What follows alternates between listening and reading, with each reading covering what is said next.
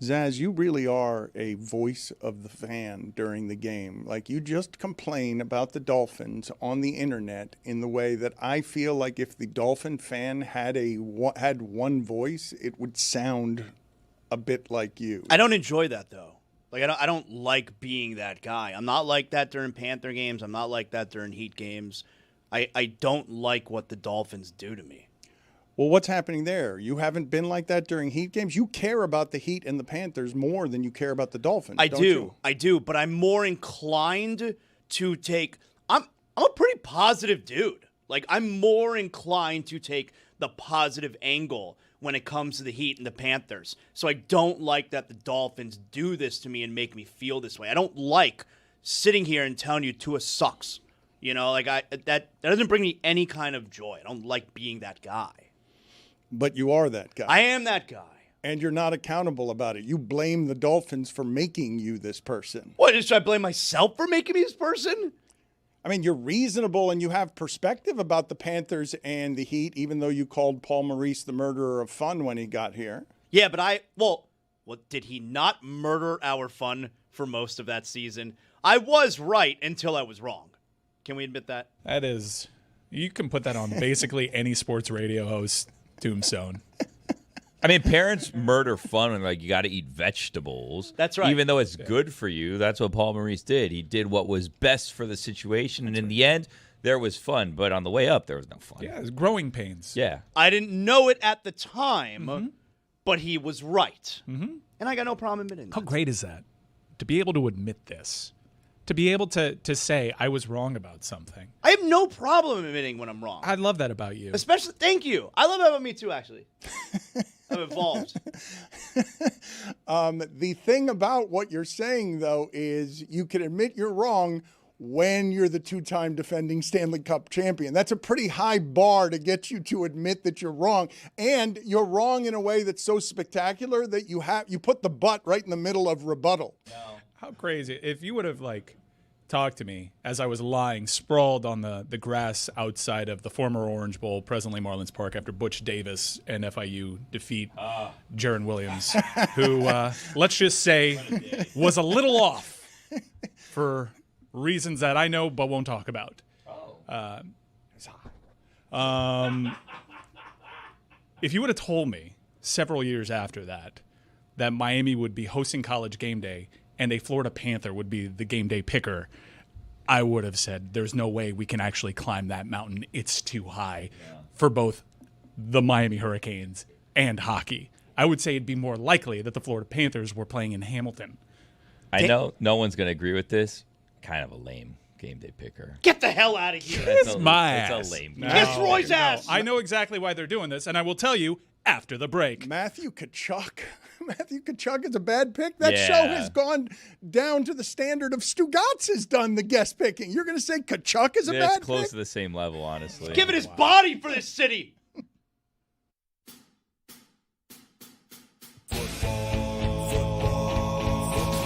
Football is back, Jack.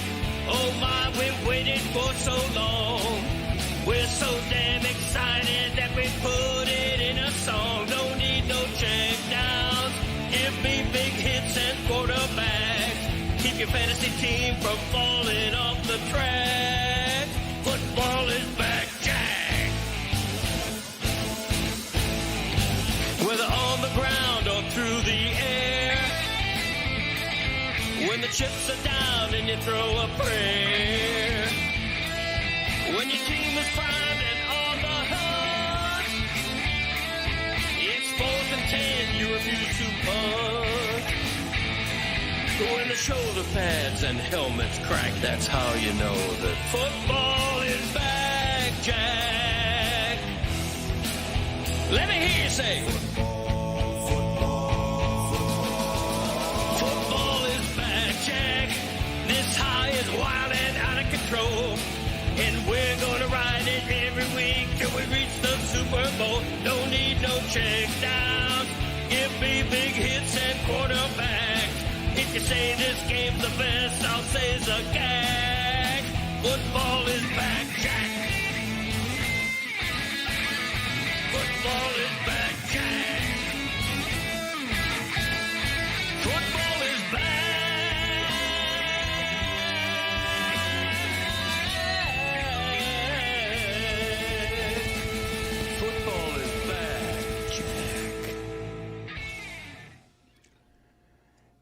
The fatal flaw in this Miami Dolphins team and organization is that is the best game that team can play. That is the most careful, the best on third and fourth down that team can be. They are trying to work around their limits, and they lose by 10 points against the Bills. And frankly, I've got to be honest, I thought I was watching religious miracles every time the defense made a stop in the second half, because I thought the whole game was going to go the way that the first half went, where James Cook is just running for 9 yards every time they hand him the football. They almost had 3 straight forced punts. I was stunned that they got the stops. I was stunned that they were in the game. You cannot blame that game on McDaniel. Many people will blame it on Zach Sealer or Tua. Those are the two people they're going to blame. Seemed like McDaniel blamed Tua. I'm not going to blame Zach Sealer for a couple of different reasons, okay? I thought the only way they could win that game is if they got turnovers or special teams explosion plays, and Zach Sealer was trying to make a play as somebody who you actually trust on the Dolphins, even though this was an amazing stat going into the game. The Dolphins were the only team in the league going into that game that had not had a single pressure from an interior defensive lineman. Not one in the first 2 games of the season against offenses that weren't the one that they faced last night. I want to give you guys a series of stats, though, and ask you which one you think is the most interesting or wish to talk about, okay? In one-score games with 5 minutes left, Tua has 7 touchdowns, 7 interceptions, and a quarterback rating a little bit over 70. The Dolphins have now lost 14 of 17, and 8 in a row against teams with a winning record. Last night, Tua threw as many passes behind the line of scrimmage as he did in front of the line of scrimmage. And that was both quarterbacks last night, because you want to guess, as take a guess at what the average air yards per completion was last night for both quarterbacks. Both quarterbacks combined. Take a guess, average air yards every football throw. Definitely pathetic. Something low. I don't think you know how pathetic. Guess as low as you want to guess. I think you're going to get it wrong, even as I'm telling you, guess on the extreme low. Definitely pathetic, so I'm going to go 4 yards. 1.4 yards per completion. So pathetic. Late in the third or fourth, Tua was at -5. That's bad. So, I mean, but Tyreek also had a ball hit both of his hands, like 40 yards down the field that he just dropped. Yeah. I'm worried about Tyreek Hill. You need a play there. I'm worried about the Dolphin offense for a number of different reasons, okay? Because you mentioned the Tyreek Hill play. There were 2 things said last night during the game that made me laugh. I was watching that game alone. I rarely laugh. You have any Dolphin friends? Yeah. I have Dolphin friends, but I wanted to watch that game alone. Did you tell Valerie get out of the room? Valerie went to a concert at the Hard Rock last night for her brother's birthday. Who was it? The band, what is it? Cage and the Elephant? Cage the Elephant. Yeah. Yeah. And I don't know the name of the band. I came close. Mike is laughing at me for not knowing Cage the Elephant. No, he's laughing at me because I actually know that band. Yeah, that's impressive. Cage and the Elephant sounds like something a black market arms dealer would find himself in that situation. It sounds like a Nicolas Cage movie, too. So I want to, though, because you're right. Hill dropped it was a 50-yard pass, and it was one of the few thrown down the field, and it would have changed that stat I just gave you, because they made Josh Allen into something last night that Patrick Mahomes has become, which is, you're going to take away my entertainment too. They're going to score 31 points, but it's not going to be fun to watch them score the 31 points. But 2 stats they gave. Al Michaels said Tyreek Hill having a big game, and then gave the stats. 5 catches for 46 yards, which used to be a catch for him back in the glory days of the Dolphins 2 years ago. But this was the funniest stat. The funniest stat was when he says, and Tua gets to 100 yards on the night. He's been very solid tonight, very good with his decision-making on his 26th attempt of the evening. This was deep in the fourth quarter when Tua got to 100 yards. The Dolphins played a game that was close. That surprised us. But I really did think the beginning of the game was how the whole game was going to go, where Mike McDaniel was going to get fired in the third quarter, because They just kept handing the ball to James Cook, and he got a first. He put him in 2nd and 1 every time he carried the football. It was chunk yards every play for The Dolphins Buffalo. were leading at the beginning of the game. It was 7-0. They went right down the field. I know, but drive. the Bills hadn't touched the football yet, and I believe that the thing that's going to nuke this entire Dolphin season isn't the offense. I believe it's going to be the defense. I don't believe they're going to be able. The second half is the first time they've stopped anybody all season. They do historically play the Bills tight under Mike McDaniel. They just never beat the Bills, and that was apparent yesterday. Mike McDaniel initially blamed Tua for the interception. Quarterback has to take the responsibility there, but we all have to be better. Kind of softened it and knew what he was saying as it was happening. It's a couple weeks in a row that he's pulled that move. Yeah, there's a couple encouraging things for Tua. We said when you made the point, like, this guy doesn't make things happen. There were a couple of instances there where he made things happen with his legs, rolled out, found Tyreek Hill. So that was encouraging, but just a back-breaking interception with your season on the line, you just can't do that. I don't think this guy's good. It's 6 years in. I think I'm ready to make a judgment call, and I also have to take into account the head injuries, the hip injury. I just don't think that this is a franchise quarterback. That's the part I have a problem with, is what you said there, and Greg said that at the beginning of the week as well when we're talking about there were encouraging signs from Tua. He's in year 6. Like, what are we talking about? Like, we're still growing. This was encouraging that he did. He's in year 6. What are we talking about? I think it's actually been a discouraging season for Tua. I don't think this looks like the same guy that they gave the contract to. And even then, there were questions as to whether or not he was deserving of that contract and was a franchise quarterback. He seems to have regressed. And maybe it's Tua, maybe it's Tyreek Hill, maybe it's the play calling. I don't know. But even when that pass that Tyreek Hill dropped that hit him in both hands, he was double covered, and Tua just heaved that up there, hoping that something miraculous would happen. With Tyreek and Tua, you don't see Tyreek getting behind the cornerbacks or the safeties anymore, and he just has to lob it over their heads. Every long pass he's had to Tyreek has either been underthrown or the defenders are right there with Tyreek. The one long completion this year was severely underthrown. Yeah, it's just the two of them are not what they were clearly 2 years ago when this offense was clicking on all cylinders. They were on the game-tying touchdown at the end of the game where he threw the ball before Tyreek Hill made his break. The play you're talking about, the 50-yard play, you need Tyreek Hill to make that play because you're paying him to be neighbors. Like, whether you're covered or not, if you're the only one touching the ball, whether you're double covered or not, you were in position to make that play, and it went through your hands. Easy for me to say. I understand that's, it's not the easiest catch, but when you look at Tyreek Hill and what you're expecting from him and Tua, your highest paid players have to make the game-winning plays. And you guys don't disagree with the assessment, do you? That's the best that this Dolphins team, that's the best that it can play. And when you say there's something wrong with Tua, maybe there is, okay, but I thought Waddle was a number one receiver or on his way to becoming a number one receiver a couple of years ago. I thought that Tyreek Hill and Waddle, those statistical games that they had for the game, that was a quarter a couple of years ago. What they did for the game was 1 quarter of Dolphin football a couple of years ago. So when we talk about Tua, you guys disagree when I say, hey, that's the best they can be on 3rd and 4th down. If you think you're going to get 16-play drives that keep Josh Allen off the field, like that was a well-coached football game last night. And I want to talk again about the Zach Sealer play because I understand it's very easy to criticize the result there.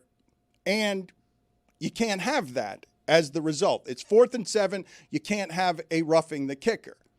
Zach Sealer blew up the long snapper, just exploded through the long snapper and thought he was going to be able to make a play on a blocked punt. And people forget because they're outraged by the stupidity or what they think is the stupidity of trying your very best to make a hustle play, that the Bills downed that ball at the 1-yard line. You felt real good about Tua going down the field from his own end zone there. I mean, you like that better than they scored a touchdown Agreed. and now you're trailing. Agreed. Like, granted, it's not the ideal starting spot, but yeah, you'd take that over giving up a touchdown and starting at the 20. Agreed, but I'm not going to criticize one of their best and most solid players for blowing up the long It's a bullshit snapper. call, honestly. Like, he did not go with intent. He didn't wrap him and drive He's just him big. to the ground. He's just big. Like, the kicker fell on him. He touched his foot a little bit, and then he fell on him. It was a little flop situation. Like, then you get into the whole thing, which is this kicker interference? Is this roughing the kicker? If it was called one, then it'd still be fourth down because they wouldn't have got enough yards, and then it's because it's the other. It's an automatic first down. Like, it's a ticky-tacky call. I mean, look, the Dolphins shouldn't have been in that game anyways. They were favored, or they were going to lose by 12.5 points is what the line was. So the fact that they were that close, it was a tie game when that call happened, it did swing the momentum of the game. They did get the ball back, and then Tua threw an interception, which is what cost them the game, but it shouldn't have come down to that. You guys mentioned the interception, and I know that when it happened, we're all like, "Oh my God, how could you do that?" How could you do that? How could you not do it? Who didn't see that coming? Well, that throw, I know that people expected the worst because of what they've seen late in games from the Dolphins. But throwing a ball straight to a linebacker you didn't see 4 yards down the field, the reason that happened is because the offensive lineman, the center, just whiffed on the block. And so that's pressure right up the middle. He was getting rid of the ball in 2 seconds because he had to, and that's how the mistake got made. I know we're going to blame Tua on that, but there aren't a lot of quarterbacks who are going to have much of a chance if they can't be mobile, if they can't run away from pressure, untouched pressure right up the middle. Not a lot of quarterbacks are going to make a good throw there. So Tua yesterday, when I checked it, which was like in the third quarter, because I've been curious about this all season long. Tua, the past couple seasons, has had the fastest time between when he receives the ball and he throws the ball. And those quick decisions has been kind of the difference in why things are moving so fast, because that's how they get all the yards, right? It seems as though he's had more time to throw the ball this season, and it has had a negative effect because then he starts looking at different options, and it could be the number one option is covered or whatever. But it seems like the more time Tua has, the worse the results have been. And yesterday he had the ball longer than Josh Allen did at the beginning, or at least through the third quarter. He had it like 3 seconds before he was making the passes. So then he starts looking around, and then that's when you can go back to week 1 after the Steelers game where they were saying, you know what, if you take away his first look, he panics and he starts making bad decisions. That could be what's going on, is he's not snapping it out right away, which the past couple seasons he's been the fastest to get the ball and pass it. This is what I was talking about, I think, yesterday, where he's not capable of making the special plays, making the improvisational plays. And more to your point there, if everything is not put on the table for him to perfection where, hey, this is your first option, this is where we'd really like you to go, and if it's not there, all right, you go through your progressions. He doesn't seem to be good at that part. If everything is not laid out in front of him right away, and then he has to make the extra decisions, he doesn't seem to be good at it. I don't think that's fair criticism off of last night. No, I'm not looking at it just in the context I of know, last night. but what happened last night in the fourth quarter, he put you in a position to win the game because that 16-play drive had those plays in it, and that's as good as that offense can be. They can't do it in 1 or 2 plays anymore. It's got to be 16. If he's going to throw as many passes behind the line of scrimmage as ahead of the line of scrimmage? How did we get there? That was crazy. How did many we get there? Swing passes to the flats, and how poor the execution was. I thought Ingold was a good player. I mean, he can't win a one-on-one blocking assignment anymore. If he did, that play that you're talking about, which is throwing it to Achane 7 yards behind the line of scrimmage, if Ingold had made a block there, that's a 30-yard play. It happened a couple of times where, there's 1 or 2 guys and you either need a combination of Achane making a play and Ingold making a block, or just Ingold making a block or Achane making a play. It just was stifled pretty much all game long, with the exception of a 15-yard swing route. Like, it was bad. It was painful to watch at times. It was painful to watch. It was screen after screen after screen. I just don't understand. You pay the quarterback, he's getting $55 million a year, and that's the offense? How did we get here? I'm not seeing what they're seeing. Right, it's hard because we're watching on TV and you can't see down I don't have the the field. all 22. Al and Kirk are saying that there's nothing available in the middle of the field. But this is where your high-priced quarterback makes the plays with his feet. And there were a couple of signs there. But then you look across the other sideline and you realize, well, when there's nothing, because both quarterbacks were dealing with this, as Dan pointed out, You know Josh Allen is going to make the plays consistently. And for Tua, it seems like an outlier. And after, like, let's just use that as an example, after the Sealer penalty, tie game, mid-fourth quarter, Josh Allen doesn't throw the interception. And if we want to, like, you could blame Sealer, it was a huge penalty. We could talk about whatever we want there. But I think it's fair criticism. Can the quarterback who's paid $200 million make a game-winning drive in a big spot for once?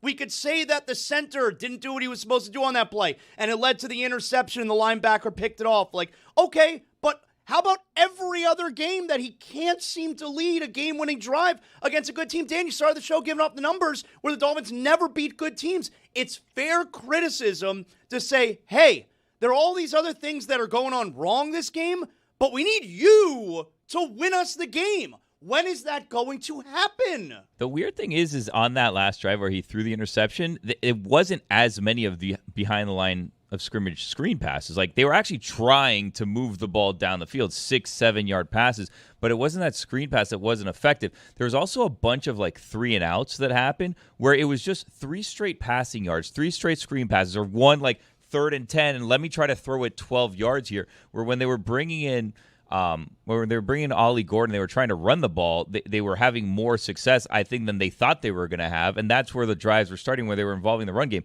I don't know why they keep doing the screen passes every single time. A long time ago, Jimmy Johnson, Super Bowl Cowboys, was asked, why don't you guys do more screen passes with Emmitt Smith and stuff in your offensive line? And he stared at the reporter and just said, we're not good at it. So that's your explanation. Like, they're not playing that way for any other reason, but they're trying to protect their flaws and be safe and be careful. But the last drive, they were effective not doing that. Like, they've become too reliant on let's throw it to Achane and hope he makes a 40-yard play out of a negative 5-yard pass. Agreed. The opposite is happening. McDaniel on the offense, clearly, and from what we've seen from Achane, good receiving back, like, they are supposed to be good at it. Buffalo was all over it, and like Xavier Howard said, when you take away the first option, what do you got? Munson. It also screws them on, it's 1st and 10. You try the first play of the drive to do a screen pass. There's a blown coverage, and now it's 2nd and 17. And now it's an uphill battle, and how do you get out of that? Well, they did get out of it. They had a 2nd and 3rd and 17 a couple on times that they drive. got out of it, but there was other 3-and-outs where they couldn't get out I of don't it. even like this team, and I sound pissy. I'm gonna say again that I believe that that's the best this Dolphins team can play, and losing to the Bills that way is no shame. Listen to some of these stats, okay? The Bills through 3 games this season. 3-0 record, 100-plus points scored, 0 turnovers, fewer than 15 penalties, more than 150 rushing yards a game, and more than 250 net passing yards a game. Never in NFL history has any team ever done that over a 3-game span. Never. It's never happened before. You actually neutralize the MVP of the league. The idea that I'm in here today and to 3 passing touchdowns. I mean, come on. Let's be honest. Look, all right, Billy. They're looking forward to 10 days off. All right, Billy. They're walking through that one. You looked. I got a text during the game from them that said Josh Allen just looks bored He's today. got a broken nose, wearing a visor for the first time. How many flip passes did he try? Oh, my God, that guy. Josh was literally joshing out there. Yeah. Josh Allen, regular season against the Dolphins, 13-2. 8-0 at home, 45 total touchdowns, 8 interceptions. But I gave you the stat earlier, and I'm just stunned by it. Next-gen stats. Josh Allen and Tua combined to average 1.5 air yards per completion, lowest mark in a game since 2016. So your eyes aren't deceiving you. That's the most boring offensive game throwing the football down the field in 10 years. It was so boring. Yeah, but like it was by design, I think, by the Bills. You think the Bills are what? They're scared of the Dolphins secondary? You think if Josh Allen got the ball down 3 from his 20-yard line, he wasn't going to be airing it out downfield, cutting up the Dolphins? Secondary did make plays, I will say. You think it was by design? Yeah, that throw to Kincaid. It was a crazy throw. Kincaid should have had 3 touchdowns Better last defensive night. play. Tony's parlay from God hit. I know. I woke up to that. That was great. You played it? Of course. When you get a parlay from God, you play it. Allen attempted only 1 pass over 10 yards in the air. Like, that's not how he plays. And you think that wasn't designed for him to not make a pass? It was that Kincaid pass? That was the only attempt? He only had 10 air yards. Like I said, Tua completed as many passes behind the line of scrimmage as passed it, but Allen attempted only one pass over 10 air yards. That's nuts. Is it not possible that Josh Allen got to the building at the beginning of the week and said, guys, we're playing the Dolphins. Like, what's the least amount of work I can do? Let's just work on My stuff. nose is jacked up. Like, let's make this an easy week. Guys, it was tied with 7 minutes left in the fourth They're quarter. playing with their food. Come on. They were in control. And they were playing Tua. This was the Bills' plan to get Zach Sealer on a 4th and 7 to rough their punter. That was the plan. And punter seemed to flop on that. I think maybe it was in a his tie mind. game. In a tie game. You think that this game would have ended differently? You think that there was a doubt? You think that Was there a moment in the game where you said to yourself, I think the Dolphins are going to win this game? Man, Josh Allen shook with his 134 QBR here. What Dan's describing is quite literally what happened, which is the Bills sleptwalk through that game. Yeah. And they pulled out a double-digit. And guess what? When it was time to win the game, their quarterback turned it on. won them the game. Let me find Shakir. Trusty. And when the Dolphins needed their quarterback to try and win the game, he doesn't see a linebacker and throws an How much longer are we going to talk about this team? This is it. The season's over. Yes, they're 0-3. I don't know. They're 0-3. I know it's an expanded NFL schedule, and we're still collecting data on what it means to be 0-3. Next 2 weeks are get-back games, man. Next 4. You host the they've Jets, only got then one hard at one. the Panthers. Chargers is Wow, going that's to be Monday Night Football. The a little Jets. tricky. Okay. Then the Browns at the Browns. Oh, they can go on. Falcons, we're still not sure here. Ravens is where things get dicey. But let's say Dicey. you get here 1, 2, 3. You rack off here 4 straight wins. You have a winning record at the Falcons. There was a bit of news in that Stephen Ross likes Mike McDaniel, doesn't want to fire him. That's pretty obvious. And he said, reportedly, the only way he'd consider firing Mike McDaniel is if the fans stop showing up to the building or the team looks like they check out. Team didn't look checked out. They put forth one of their best efforts. Dan says that's about as good as they can possibly look. So it seems as though Mike McDaniel is safe. So now we turn our attention to Tyreek Hill, Greer, and perhaps Tua. I had someone float this by me, and I'm asking you guys your thoughts on this because we've been sitting on it for a couple of days. Where are we on the Brian Flores lawsuit? Do we know? I saw a couple of things yesterday in headlines. That was the second headline that caught my attention yesterday because he says his attorney is saying that they're stalling, that the league is stalling on the lawsuit. But the other headline I saw that I don't know if Mike can help me explain some of this. Perhaps before the end of the show, someone can explain this headline to me. But it was a stunner to see right next to the Flores story. Witness in long-delayed University of Miami murder case is not dead, was the headline.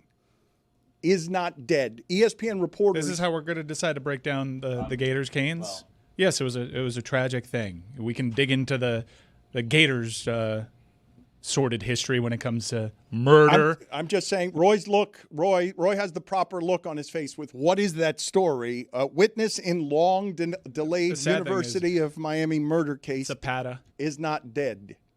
Just to close the loop on the Brian Flores question for a second. The reason I asked that is because that lawsuit has implications of racial discrimination, and Stephen Ross is named in this lawsuit. And while you're implicated in a lawsuit involving racial discrimination, is it easy to fire your black GM and biracial head coach while claiming that you are not involved in discrimination? Get the hell Someone outta here. threw that at me, and I said, dicey situation. Get out of here. I do like this as a topic for someone else. I had forgotten that Mike McDaniel was biracial until you mentioned that. We talked about it the first week he was hired and then never mentioned it. It's hard that again. next 2 fires also, black. Say there's not a pattern there. Which of these stats that I gave you guys from all of them, because I'm going to give you another one here, Tua is now 2-14 away from home against winning teams, which is the second worst mark for any quarterback in the last decade. I gave you a whole bunch of bad stats. Is there one among all of them that you guys found most interesting? Because all of them are damning. Yeah, the never beating good teams. Winning teams are not something that they can beat. They've lost 14 of their last 17 and 8 in a row against teams with a winning record. They never beat teams over 500. The last time they felt good was when they all snowed us with that 6-touchdown performance to come back against the Ravens where they were throwing the ball down the field. Can I ask you guys again, though, as we talk about Tua, like Waddle skating, Hill's not going to skate, but Waddle skating, that is a very high pick. Like that was picked to make sure you get pieces to help the piece that you have, right? Jacksonville's tried to load up, trying to help Trevor Lawrence to cover Trevor Lawrence's flaws. You got 2 top picks, first-round picks at wide receiver that way. That's supposed to look like what the Eagles look like in their prime when they've got 2 number ones. Like you take a receiver in the top 10, he's got to be a number 1. Like he's got to feel and play like a number 1. And Waddle hasn't for a long time. Like you forget about Waddle for long stretches of time during those football games. But Waddle plays, like we've seen Waddle look like a number 1 wide receiver, and Waddle, and Hill too for that matter, but Waddle, like he's dependent on other things happening in order for him to produce. He is skating a bit, though. He did give it a go, and he scored a touchdown. He is playing hurt. He's been hurt. He's always hurt, man. The wind blows, and that guy's on the sideline for like 3 plays. Part He's of the so data. frustrating. Yeah, He could be so good, but like everything seems to keep him off the field for some reason. He doesn't have good size for the sport. That's absolutely so. In terms of frame, like that, it doesn't look like he can take a He's hit. bigger than Tyreek Hill, who stays out there. I mean, but Tyreek Hill's built different. The 3 key pieces that they have on offense, though, are all undersized. Tua, Hill, and Waddle. Like this is part of why it is they get soft. None of them are A.J. Brown. Yeah, None of them Gordon's look got good size. I like that. I think they found one in Gordon. Yeah. I found myself getting mad throughout the game that the game was close. Not because I sat here and, because you want it to be right. We get it. No, I don't know. Yeah, we get it. You want it to be. You'd rather your You don't team know lose what's so you going can on be in my right. mind, You want it okay? to be right at the detriment of your city. You and don't your know team. We what got you. thoughts are happening It's fine. here. The thoughts in your heart. You know what? Okay. I do have thoughts in my Yeah, heart. no, I heard We yesterday. established in the Shadow Show he likes admitting when he's wrong too. Yeah, I know. I have no problem admitting when I'm wrong. You think you don't know me, all right? You'll know me. Okay. Okay. Go Thoughts on. in your heart. What was your Okay. point, sir? Okay. Go on. You forget? Okay. As I was saying, lost my train of thought. He does that. He does that. Tried to stall a little bit there. I noticed. and I didn't come back. He's with very good at It's what he does. doing that. You were upset that not- your team was keeping the game close. Yes. Now I have to do my job and your brain's He job. does, Okay. Yes. he does know Great. what's going on in Thank your you. head, and he keeps track of it, unlike you. That's a good job out of you, Billy.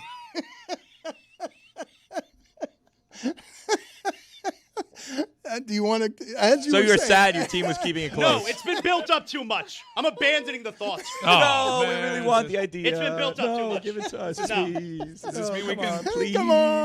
move on from we this? want the thought in your heart. Can we Come move on? on. Can we move on? Please. I'm begging to move on. Zazzlo, Let's talk about those dead witnesses. Yeah, let's go there. I really want to. I got something on this. he's not So dead. dead guy is not No, dead. he's not dead. It's not a dead witness. You don't know the facts that are in my heart. Shame Get on the you. get the facts. that are- Undead witnesses. Zombie witnesses. Shame on you. We thought he was dead, and he's not dead. Shame on you. Miracle.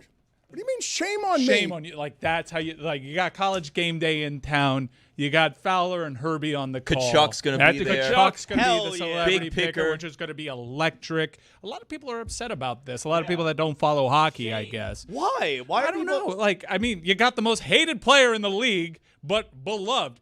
I am not Best lying. American hockey player. I am not lying when I say in this market, and think who's come to this market in terms of immediate impact on the playing surface. Matthew Tkachuk is tied with LeBron James. And it wasn't exactly like LeBron turned the fortunes of a franchise around. He made the sport matter. So you could argue the most impactful athlete in terms of acquisition in the history of this market Go on. is Matthew Tkachuk. It's the best trade in South Florida history. Ooh, it's definitely Panthers. Best trade overall? Of course, it has to be. Like the worst one is Miguel Cabrera, and the best one has to be Tkachuk. What about Shaq? I mean, it was a good one, but Shaq was the second most important player on that championship team. Shaq didn't make it to the finals his first year. Matthew Tkachuk made it to the finals his Okay. first year and lost, like LeBron. Okay. And then went back to back, like LeBron. It's LeBron and Matthew Tkachuk in terms of immediate impact. And when you consider the franchise's history and inability to get over the hump, it's Matthew Tkachuk when you apply that context. Technically, in the books, that LeBron decision was a trade. Nah, we all know that's not a trade. Ended up being a bad trade because he didn't end. Yes, this is a take. Acquiring LeBron was a bad trade because you actually gave up assets and he didn't extend. They were still paying off those assets while he played for Cleveland. Right. He helped rebuild the Cleveland Cavs. You can't say that was a bad trade. Bad trade. You can't say it was a bad trade. Anytime you're still paying off a trade when the player's not with you anymore, it's bad trade. Everybody knows that. It also didn't live up to expectations, if we're going to be honest. No, they didn't win. Not 4, not 5, not 6, not 7. Bust of an experiment, really. Really, it is. And let's not pretend like Chris Bosh and Dwayne Wade in their prime won in a 1-1. You go wherever you want, LeBron. Go to Chicago. Go to the Knicks. You think you're beating Chris Bosh, Dwayne Wade, and whatever Pat Riley uses to build out the rest of that roster? Let me tell you. Don't forget, greatest free agent signing, Luol Deng. Luol Deng. Oh, dang. Bosh and Wade get one. I don't know. Bosh and Wade get one. People forget how freaking good Dwayne Wade is. You know about Goran Dragic? Right. What was his deal? He was always just hanging around, milling about at the arena, making it seem like he wanted to play here. And every chance he got to come back, he's like, nah, I'll go somewhere else instead. What was his deal? You know about Zoran Dragic? I'm sorry that this is a delayed penalty. Minor penalty, 2 minutes, dumpster juice take. Mike, out. You can't say LeBron James was a bad trade. You can't say that and then follow it up with, personally in your heart that Chris Bosh and Dwayne Wade would have certainly won a title. Get out of here. How do you know in your heart they wouldn't? I get no points for my amazing Matthew Tkachuk take that no one else had. No points. You get out of here because it's Thanks. a dumpster. Great talking Gators Canes. Well, if you wanted to talk, witness in a long-delayed University of Miami murder case is not dead. If you wanted to talk about that, I don't understand how it is that if you read that headline, you don't keep reading. Like that headline, ESPN reporters knocked on a dude's door. The police, when they were investigating Brian Pata's murder, thought that one of the witnesses was dead, and he's not dead. He's just old, doesn't come out of his house much, and now doesn't remember the details because it's been so long, and he's in his 80s. But that's a shocking headline. Yeah, that makes you go, That's right. Thank you, Roy. That's absolutely that's absolutely what your reaction is supposed to be to that. How do you decide the man's dead? Did no one knock on his door hey, is Ken there? No, he's not there. Dead. Must be dead. How is that decided? There no death certificate somewhere? I like the idea if you ask for someone they're not home, dead. I mean, that seems to be what I have. I must be dead. I don't know. Case closed. It seems to be an investigation that wasn't very thorough. But somehow the bills were paid on time. Another Zazzlo snort, our second historic snort from Zazzlo laughing. Zazzlo again continues to get ego inflation because more and more people are noticing his opinions. They're noticing the things that he's doing. He's going to be a part of College Game Day's football extravaganza in Miami this weekend as part of ESPN. I didn't think you remembered the name. You got it right. Yeah. ESPN Radio's coverage of UM Gators, but also, and this is not going to help disinflate his head. Now, Paul Maurice is indeed giving Zazzlo the credit for ending a vacation early to rescue the Panthers last year when they were, nobody remembers this, but they were in very big trouble against the Maple Leafs. That was a big, they were down, and it was a really problematic situation. In the last 2 years, there hasn't been a scarier situation, even with McDavid, than being down to Toronto in overtime. Down 2-0 in the series. And down 2-0 in that game, by the way, yes, too. And here's Paul Maurice giving Zazzlo the credit that he obviously deserves. That's the great stories of here. And then when you can get grandparents, parents, and a kid that are all tied to that, they get to keep that memory for the rest of their lives. And that's how you build fans. We had that happen here with ESPN Radio and ESPN West Palm. One of our guys, Jonathan Zazzlo, cut his family vacation short. There you go. Because when he was at home, right, y'all were winning. When he got hit the road, y'all got a couple of losses there. And you will... Okay. So first of all, what was his name? Jonathan Zazzlo. Will you tell Jonathan I said hello and thank you very much for that, because this all weaves together. Thank you for your service, Zazzlo. Yes. Thank you. I think you should be the game day picker instead of Matthew Tkachuk because you saved the season. And even though that's the biggest trade in history and forced Mike to say that LeBron James was a bad trade. Bad trade. Zazzlo, I think you should bang the drum. Bang the drum. Well, first of all, Coach, you're welcome. I appreciate those guys, my guys there at ESPN 106.3 in West Palm, not also mentioning to him that I once dubbed him Murder of Fun. That's good looking out. I appreciate that. I would love to bang the drum. We'll see. That's neither here nor there. That clip there makes me very happy, Dan. Very happy. Did you feel bad at all that he didn't initially know who was being talked about? I'm a fan. No, I'm just a fan. No. You're not just a fan. You're somebody who cut a vacation short to save your team. Just did my part.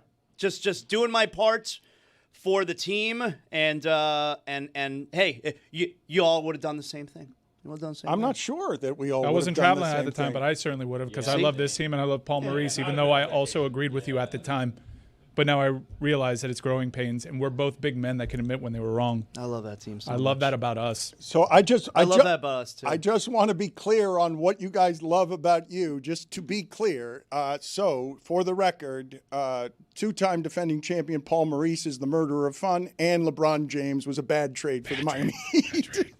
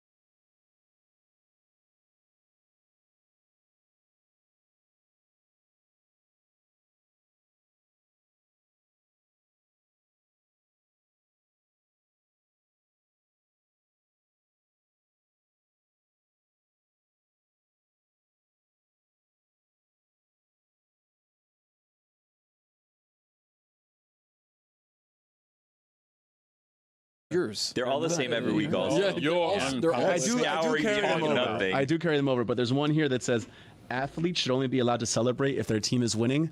I don't believe so. Define athletes, and what do you mean by that? If your team is winning, you can celebrate a big play. If they're not, you shouldn't. But there's nothing funnier than a guy going absolutely bonkers for like a sack and he's losing by 30 points. Yeah. I love that. Yeah. Oh, What if it's a close game? What if it's a 3-point game or one possession game? You're well still then- not allowed to celebrate? No, I guess that makes sense, yeah.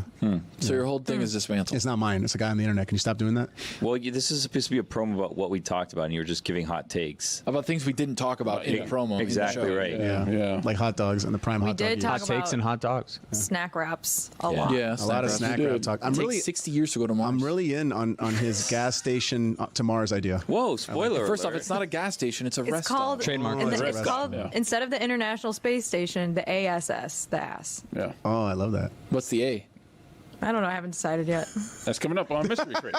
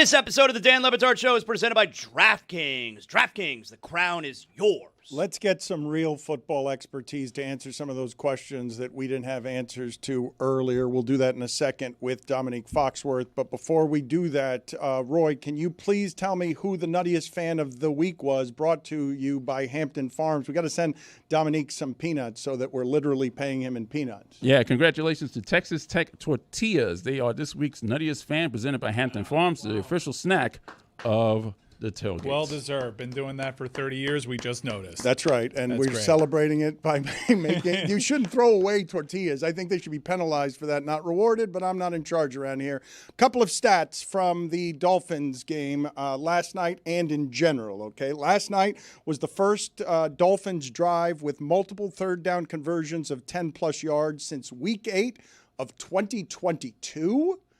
And also, Mike Renner of CBS Sports is going to hit Dolphin fans right in the groin region with Tua's cap number is higher than Josh Allen's in 2025, 2026, 2027, and 2028. That's a structural flaw in your division. He competed in the Bachelorette.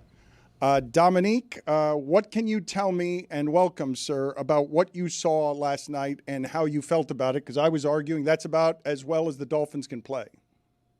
Yeah, I mean, we don't do moral victories, but, I mean, that was a chance that you guys could have been looking at an overhaul after that game, and it feels like it was slightly encouraging. The stat about the multiple third down conversions is an interesting one because that's one thing that jumped out to me in the game is how many drives they had that were just empty, like 3-and-out drives, relative to the Bills, who I felt like never really went 3-and-out, which they did score on every drive. They missed the field goal. They weren't perfect either. But the Dolphins really put a ton of pressure on their not that great defense by going 3-and-out. So they have a long, beautiful, they had like a 9-yard drive, a 16-yard drive that ended in touchdowns. And that's like, this is good football team stuff. And Tua was excellent in certain situations. He was able to get out of the pocket and create and do like unorthodox outside of the structure type of things, the things that Chris was looking for him to do in the past. And I was impressed with him. But then those 3-and-out drives are really killer. And then, of course, there's penalties and late game turnovers that kill you guys. But the talent, it's just a reminder, the talent differential in the NFL is so minuscule that any team can find a way to compete if they put together some good drives and don't have stupid penalties and inopportune turnovers at the end of the game. Dominique, it's hard for us because we're watching on TV and you can't see down the field, but like, what kind of defense? Oh, see, that's where you're wrong. Amazon, baby. That Thursday night game, you watch the Next Gen joint? Oh, so much better. What do they the do? whole field. Really? Yeah, so that they have like a next, when they first came on Amazon, they had a bunch of different like side casts. It was like Dude Perfect and some other just trying to pull people in that were just boring and terrible. But they also had the Next Gen telecast, which the Next Gen telecast shows you the whole field, saves me so much time. I don't have to do too many rewatches because I can see the whole field from the beginning to the end of the game. It's great, but I still had to rewatch because last night I was teaching my son about exponents. All right, so help me out here then, because I didn't know about that. Now, I'll also tell you I'm probably still not going to watch that. But anyway, I didn't know about that. So what is a defense doing that is preventing the Dolphins from even attempting anything over the middle or downfield or Waddle and Hill? Like, it was screen pass after screen pass. We were saying before you came on here, Dominique, that Tua had more passes or as many passes behind the line of scrimmage as past the line of scrimmage. So it's a combination of things. It's they're playing deep zones. They're forcing them to do that. They're giving extra attention to Tyreek Hill. They're only rushing 4, and Tua doesn't have a super strong arm. So the Dolphins blitzed a lot, but they also did some of this deep zone stuff to try to take away the big play, and they're tiny little windows. And Josh Allen can rip it into those windows. And so when they are small windows to get deep downfield, if you have the arm strength and the accuracy and the anticipation, which is what Tua used to be, like the end cuts on anticipation, then you can hit it. But I think that a lot of teams have decided that the way that they want to play Tua is challenge him to be able to attack down the field. Like challenge his team to have a really long drive without making a mistake by forcing them to check down and try to take Tyreek Hill out of the game. And if you're going to attack us downfield, you're going to have to squeeze it into a small zone with a quarterback who is not known for his arm strength. But is that new? Were teams not doing that 2 years ago, or is it you think more? It is a drop off from Tua. No, I think it's somewhat of a change. They ran the ball well last night, but they ran the ball better in the pass, which then that would cause the guys to come up and be a little more aggressive. And also, I think the like anticipatory throws and the Tyreek Hill rolling out of these cuts into the end cuts, like I think it was slightly different. It was a little newer. And I think combining all those things in Tua has taken more and more hits. So I think that's also part of it where they're like, we're going to make him stand in this pocket. And we assume that he doesn't want to hit. We know you don't want him to get hit, so we're going to try to make this play take as long as possible. Because if you extend the play, and like I haven't talked to the Bills coaching staff, but when I'm watching that tape, that's what I'm thinking. Is they're like, please, the more times we make you do this, the more likely you're going to make a mistake. So whether it's make you check down or make you try to squeeze it into a zone deep down the field or hold you or keep the coverage so long that you have to flush out of the pocket and create something on your own, either run or throw in a run, you are going to make a mistake. And Tua actually made fewer mistakes last night than I think the Bills expected him to, but the defense couldn't hold up. So you're saying that the Miami Dolphins, structurally, one of the flaws is, I'm guessing, you don't want Lamar Jackson and Josh Allen to extend a play, but you do want Tua to extend a play? Yeah, I mean, I think that's what they're hoping for. They're daring him like, all right, you need a big chunk sooner or later. Like, that's one of the things. Explosive plays are really important to winning. You're going to need a big chunk. Do you have the arm strength and accuracy and faith, honestly, to let it rip down the field into this tight zone multiple times a game? If you don't, then you're going to have to roll out to force us to distort our zone. And we know, and no one would say this publicly, but in a football game, we know what you don't want as far as injury is concerned. And I think the opponents know that no one wants Tua to get hit. They don't want Tua running the ball, even though for whatever reason they do these zone reads where I'm like, there's no way you're actually going to let this man keep it on the zone read, are you? Like, the backside end should not respect that zone read. But I think that's what they're thinking is like, let's put Tua in a position that he's uncomfortable. And even if it's not about exposing him to more hits, it's also like he's not great in that outer structure. So, like, we're going to force you to do what you don't want. Is he missing things this season? Because kind of what you're saying, I noticed the past couple games, when he was the fastest to get rid of the ball and he was just throwing passes where he thought people were going to be, they were effective. This season, it seems like he has the ball longer. I mean, numerically, he has the ball longer where people would say, great, he has a better line, but it's been less successful. Is it just coincidental? Is he missing things or are they just not there?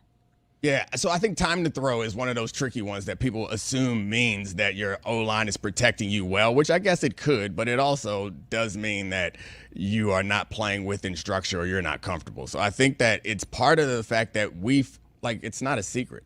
That was the big move is like, we're going to do these motions for Tyreek Hill and do these anticipatory deep end cuts. That was their offense.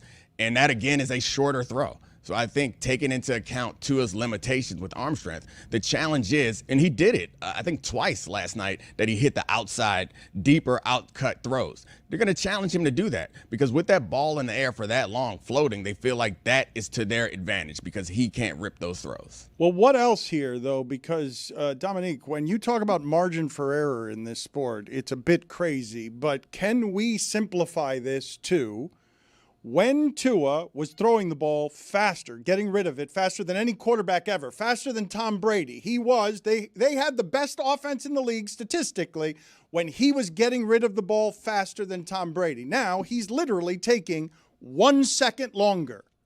That's the difference between best offense in the league and a team that can't throw the ball down the field.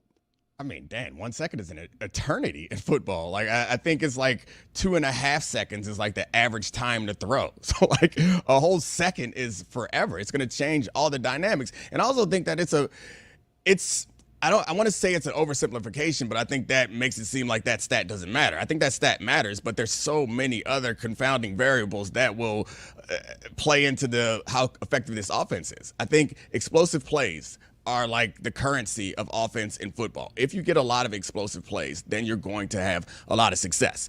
Creating those explosive plays are sometimes dependent on other things that are less interesting or less attractive to talk about, which includes like the running game. That was the key to the Eagles last year, was they were able to consistently create explosive plays without the high risk of throwing the ball down the field. So throwing the ball downfield is a lower probability of success. So you don't want to do it all the time, even though you need explosives. Handing the ball off and also throwing the ball downfield opens you up to turnovers.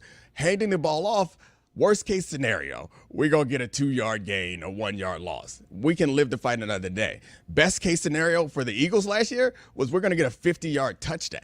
And that was the same way that the Dolphins offense was at one point, was they were getting explosive plays from the running attack, which then causes teams to not be comfortable to sit back in those ridiculous zones. And then that opens up Tyreek Hill. You have to isolate Tyreek Hill if you're going to try to be aggressive in the running attack. And all of that stuff happened so fast that it protected the offensive line. They don't have those advantages right now because teams are not concerned as much about the running attack, and they're forcing Tua to make those throws that they weren't really taking away those deep end cuts as much as they've decided to now. But honestly, having said all of that, they were actually much better on offense than I anticipated that they would be. But the Bills' defense is really injured and not all that great. Dominique, what did you see on the interception? I think the defensive tackle won really fast, which I think put pressure on Tua. Like, that was definitely a pass rush win. It was like less than a second. It felt like he was into his face, which gave him trouble. I think there was an anticipation that Tua knew where he wanted to throw that ball before the snap happened, which I don't think is a problem. But there's something that Tony Romo said to me a long time ago in a joint practice that we had when I was with the Broncos. Is we were doing one-on-ones, and I had a really good break on the ball, and he threw it super high, so I didn't get the interception. And I was like jokingly, you got lucky. And he was saying he never looks at the receiver in that situation. He's not throwing to a receiver. He's throwing away from the DB. And I think that when you know where your receivers are supposed to be, your eyes should be on the defensive players. And it was like a inside linebacker who widened his zone more quickly and wider than he normally would, and Tua didn't anticipate him doing it. He didn't see him doing it. And that's like, I'm not a quarterback. It seems ridiculous to say, don't look at your receivers, look at the defenders, but it makes sense. If you know where your receiver is supposed to be, you need to be looking for threats, not looking for opportunities. I want to speed him up and get all around the league talking. No, I know, but I want to go all around the league. You're doing good. You're doing great. Nice and slow, baby. We've got a gimmick. No, You're a quickie guy. We want quickie. I'm not a quickie guy. We want all football quickiness when we leave the Dolphins. But before I do that, I just wanted to ask a question to all of you. I noticed today, I had not noticed it before. I was driving and I saw a library in a place that I had not noticed that there was a library before. And I got to thinking as I drove by it, I'm like, how is the library not extinct by now? Are people just using it for the internet? Are they going, how has the library not yet gone extinct because you can get all this stuff without leaving your home? What are your thoughts on the library before we speed you up and bounce around the league? That's amazing.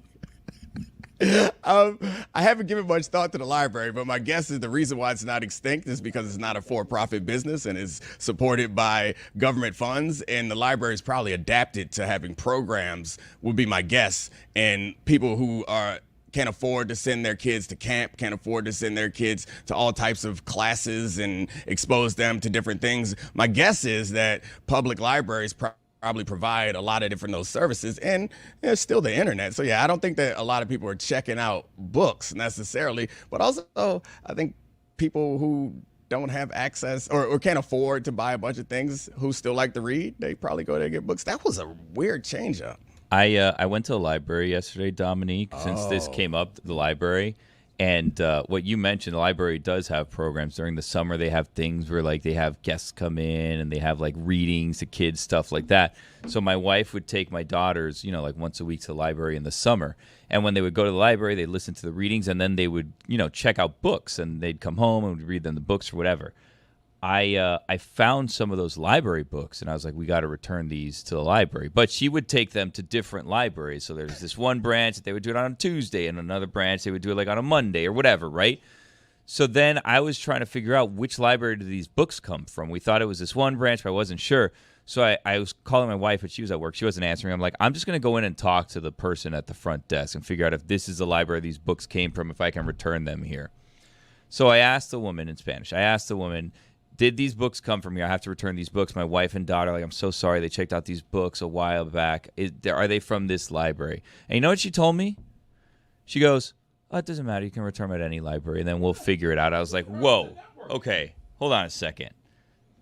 I can just return these at any library. That's very convenient.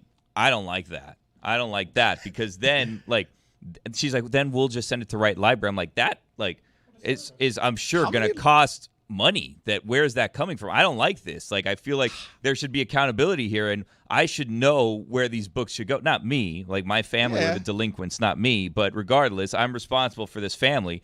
I should have to drive to that library, not one of the employees here, however they do it, right? And then I said, how many libraries do you guys frequent? I feel like most people, like, you got your neighborhood library. I think we got like 3 down There's a Dade. good amount of libraries, yeah. Different sizes. Some are like the main libraries, and there's like smaller ones and like little shopping centers.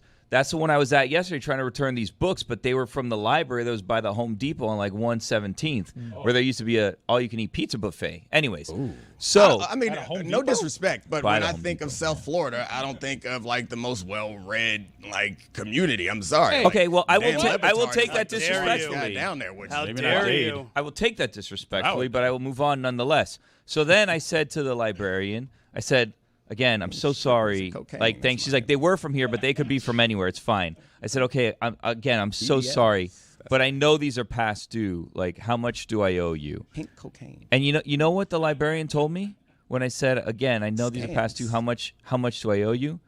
She said, nothing. We don't charge late fees anymore. I was like, this is bullshit. Like, this is absolute madness. There need to be consequences for my delinquent family holding on to these books longer than they were supposed to. There's no accountability anymore in the library system. You could just take the books wherever you want. You don't have to pay if they're late. Bring them back if you want to. If you don't, no big deal. Like, this is insanity. Someone needs to come in. That they're losing. That's how you know that they're losing, is because I know it doesn't make sense. You would think that an industry that's under stress would capitulate to everything, or would not capitulate to anything. They'd say, well, give me this, give me that. I need it. I need help. But no, when you're losing, you do whatever. Like, I'll take whatever. No. You're going to bring me some books back, please? My kids need to learn about deadlines. Kids need to learn about accountability. This is where it goes. I mean, they don't drive yet, but this is where it goes back. This is how much you have to pay if you don't meet this deadline. You know, she told me, she's like, no, we don't really charge if they're late anymore. If someone needs the book, like, we'll call you and we'll ask for you to bring it back. It's like, you're not calling me to ask me to bring this book back. If I go to a library, the book's not there, I'm like, that's book's lost or whatever. But I've never gone to a librarian like, when are you expecting this back? Whatever. They're not doing that. The library right now, and I'm not endorsing this, but the plan that she laid out for me, free books forever. Just go in, take a book off the shelf, scan it out if you want to. Don't scan it out if you don't want to. Bring it back if you feel like it at any date and time. Doesn't matter. Here's a date 4 weeks from now. Here's a suggestion. If you don't bring it back, it doesn't matter. We're not going to charge you regardless. There's no consequence. This is a lawless society, and it starts with the libraries. Yeah. Like, someone needs to come in and be a library enforcer. And I said that if it's my mission in life to do that, it's not my calling that I thought I would be called for. But if I have to come in and I have to clean up the library system, I will do it. Not today, but at some point, like, I will do it if I have to. And I know what you guys are going to say. This was a Seinfeld episode. There was Bookman who would go in there, and he took the job very seriously. The world could use more of those guys that go in there and respect the library. Okay. You can't just be taking books off the shelf and never having to return them. I agree. That's insanity. And when you do, just return it wherever you want, and maybe we'll figure it out, or maybe we won't. And might I add, you were right to take that disrespectfully, because literacy rates in Miami-Dade County far exceed that of the greater D.C. area. Mr. Glasshouse, you're like Jess Smetana telling me how bad Miami is while she's in South Carolina. You shut your mouth. I didn't say Miami was bad. Oh, no, you were cracking jokes at our literacy said we were rate, stupid. which, by the way, felt a little racist. I thought you were mentioning cocaine also. I was going to accuse him of racism. Well, because like, how could all those Hispanics down there read? That's right. That's what that gave off. That's what that gave off. Mike, I took it the same way you did. That's what that gave off. All right, let's turn our ire to Billy instead. It feels like he's on a slippery slope to authoritarianism. That's accountability. There's rules. This is a weird apology out of you. That's a weird apology. Okay, hold on. I apologize that I associated Miami with things more fun and interesting than reading old paperbacks. My apologies. You guys are a very learned culture. Unfortunately, you use that education to do crypto scams and whatnot, but you're smart people who read things look chill in D.C. right now. You're right. You're right. We're the center of corruption. That's our bad. How How could I confuse DC with corruption? Dominique, let me ask you something. If you had a podcast recording and you just didn't show up because you didn't feel like it, and they're like, it's okay, just show up whenever you feel like it. If you want to come next week, it's fine. If you want to come the following week, it's fine. If not, it doesn't matter. If someone wants to hear your podcast, we'll call you, and then you can come in and you could do the podcast whenever they want. You would never do that. What were you saying? You were teaching your kids factors yesterday? Exponents. Oh, Exponents? You're teaching them yeah. exponents? I'm sure your kids know when a library book is due, they take it back on time, and they know where to take it back, correct? I mean, yeah, they do. All right, They why is they it take so out books from the library at school, though, so they just take them back to school. Why is it so crazy for me to want my kids to need accountability?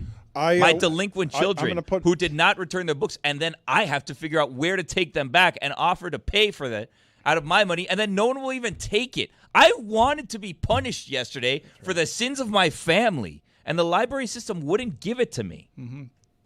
I mean, I've heard Chris Cody read. That's fair.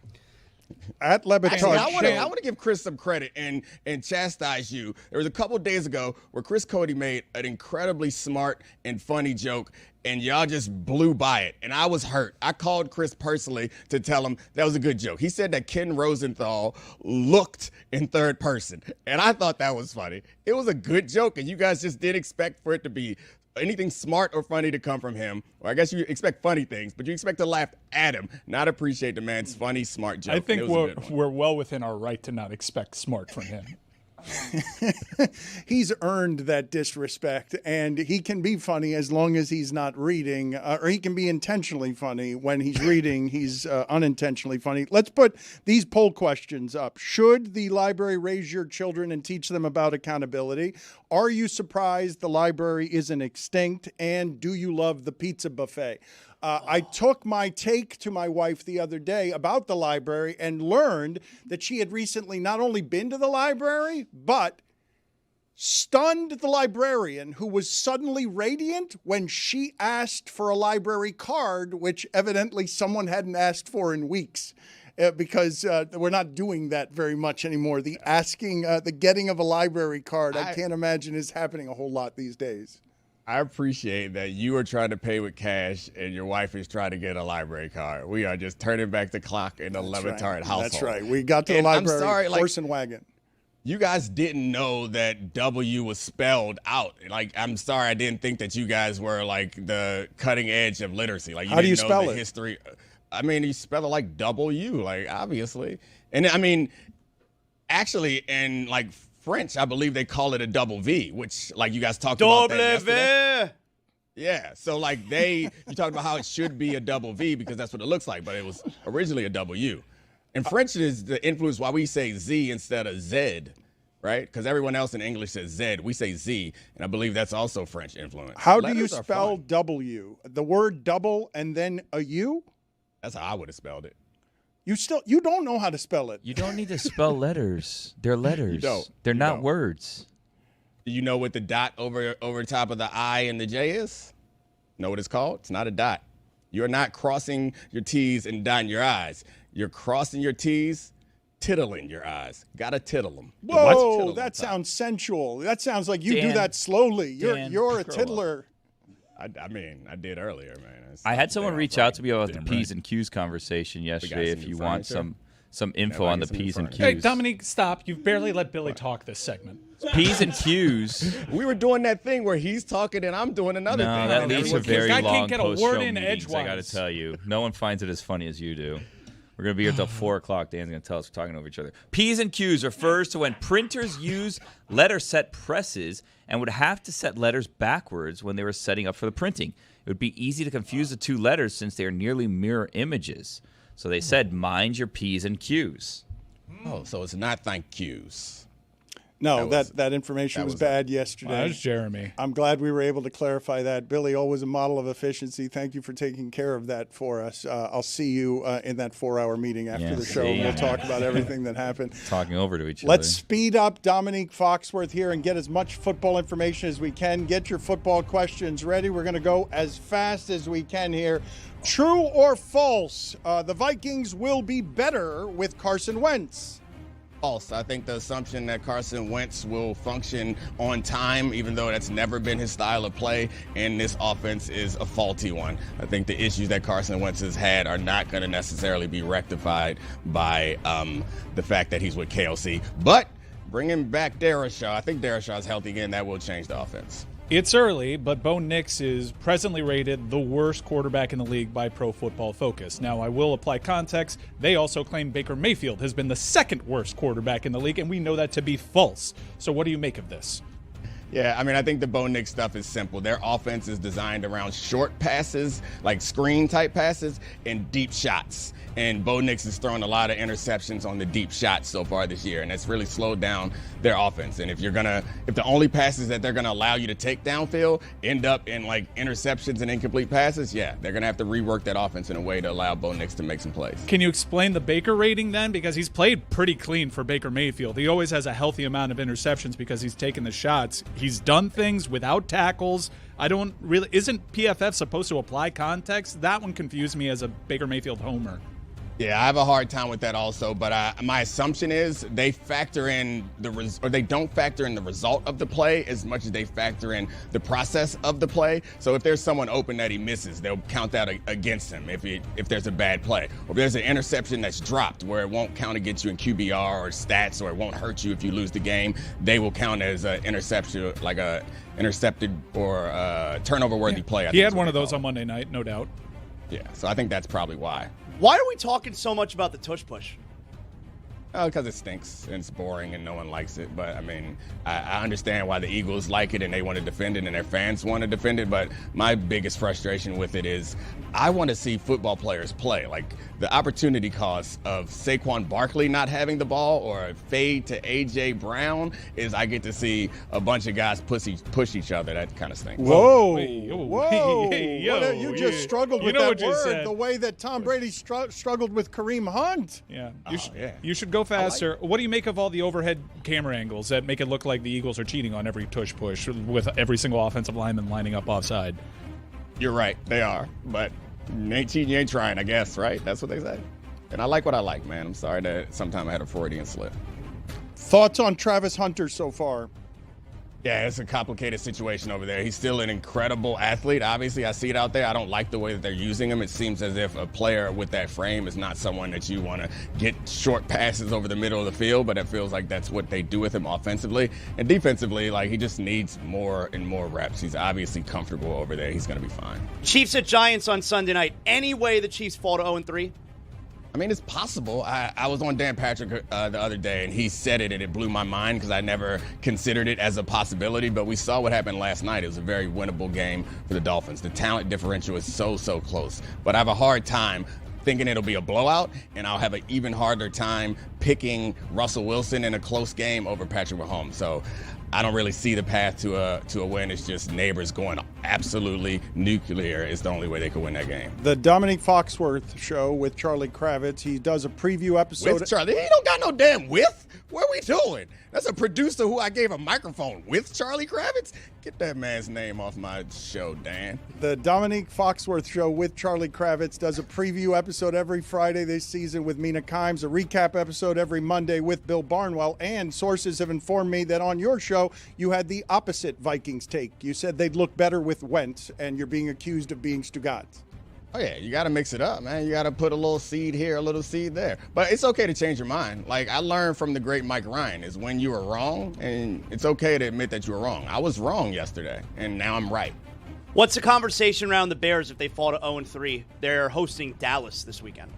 Yeah, the only conversation is going to be around Caleb's development. I think that's the thing that matters the most. And it depends how they fall to 0-3. If they still have difficulty running the ball, I think the conversation is going to be about addressing that position. But the defense, I think, is pretty bad right now. And the way they want to play, they need a dominant defensive line, and they don't have that. Does that Monday night performance say more about the Chargers defense or Geno Smith? Because that was very confusing. The Chargers defense is great. It's another team that they like to play a lot of quarters, which allows the safeties to get in the run game. they surprisingly give up a lot, or not a lot, but more explosive plays than you would expect for a good defense. But I think that's the most important part. They're going to be a contender. I don't think anyone thought or thinks the Raiders are going to be, so I find the Chargers far more interesting. Will the Dolphins have a top 5 pick in the draft? Yeah. Do you agree with Zazzlo and Colin Cowherd that Jim Harbaugh is an all-time great already, or in Colin Cowherd's case that he's the best football coach there's ever been if you include college and pros and exclude Pete Carroll? No. I do not agree with that beluga-ass take. It's a lot of head with a lot of brain and a really weak-ass take. I mean, it's sad that Colin Cowherd stole it from you. Yes. That was good for you to come up with. He did steal it, so it's an interesting discussion. But like an all-time great, let's stop it, man. Outside of the Green Bay Packers, which Kraft got hurt yesterday in practice too, so they're doing their annual thing of getting really banged up here. Outside of the Green Bay Packers, though, who is the team the Philadelphia Eagles want to see the least? Well, I mean, I assume you're talking about in the NFC because in the NFC. Yeah. Because there is one team down south that has their number. Yeah, I mean the Bucks I think is the right answer to that question. The Bucks are the team that they probably are. They beat them in the playoffs a couple years ago, and they don't even have, to your point you made earlier, they don't even have their best offensive lineman in Tristan Wirfs. They're moving people around and making the best of it. I think that defense is going to get better as the season goes along, and they're already pretty good. So I think that's probably the team that actually nope, take it back, Rams. That'll Have you play guys out this seen what weekend. Matt Stafford is doing? He's for the record, he is the top-rated quarterback according to PFF.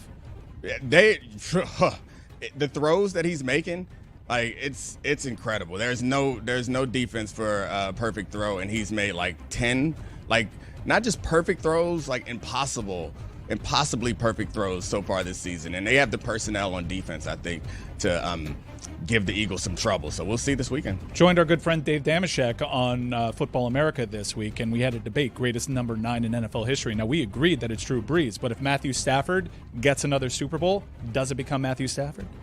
Ooh. I mean, I laughed at Dan Orlovsky when he said that Matthew Stafford was in the Hall of Fame after he won the Super Bowl, but he might get in there eventually because of the way that he continues to play. Yeah, I don't know. Sure. He can have it. Or Drew are you Brees, a Sonny Jurgensen guy?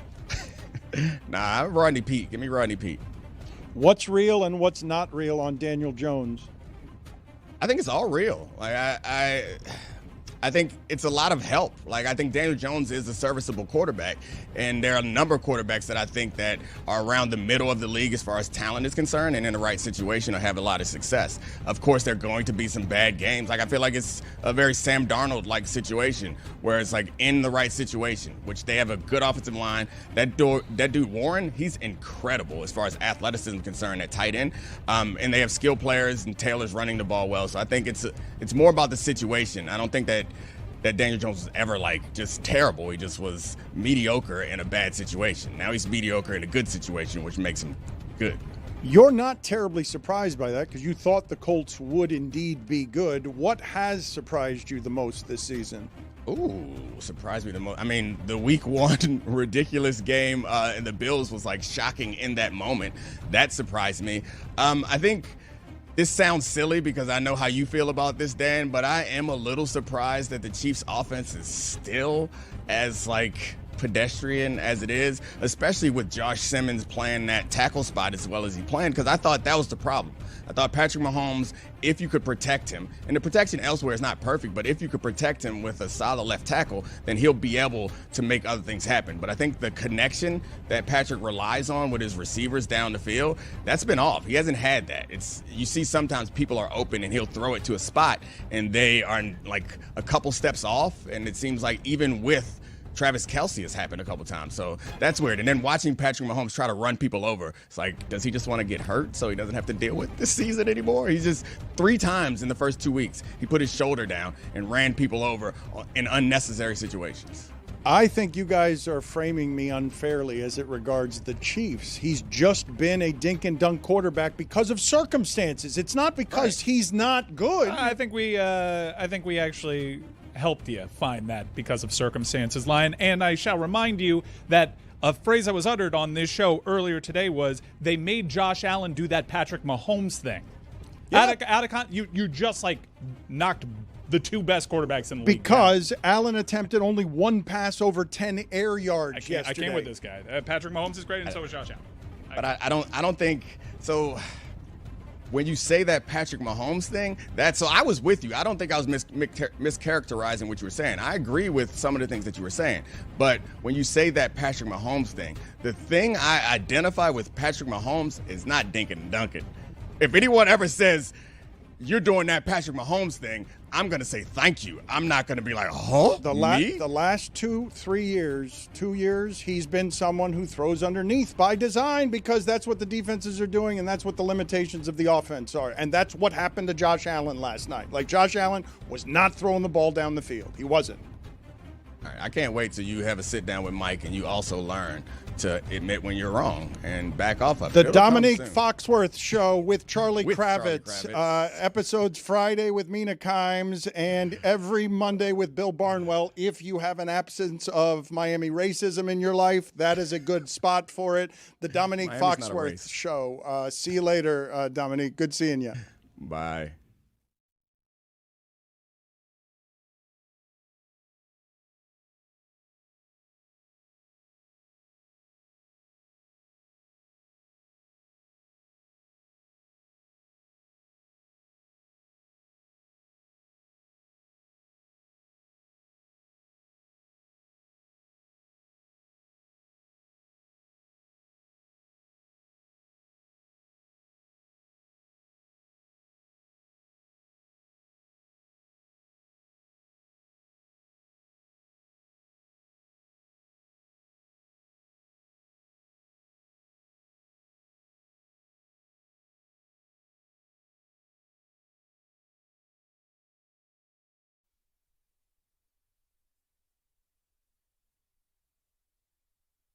Hi and hello, my fellow football Americans. Coming up on the new episode of Football America, we're getting into Tom Brady wearing that headset. MVP chase just 2 weeks in. Can Patrick Mahomes and company finally get on track? Plus, Nick Costos is in to help break down the biggest games of the week. Those include the Rams paying a visit to the world champs in Philadelphia, Lions and Ravens, bloodbath on Monday Night Football, all the rest of those games. Plus, we introduce our uniform conversation with Mike Ryan. It has a new name and everything. Be there for all the fun on Football American. Or I guess you can be unpatriotic.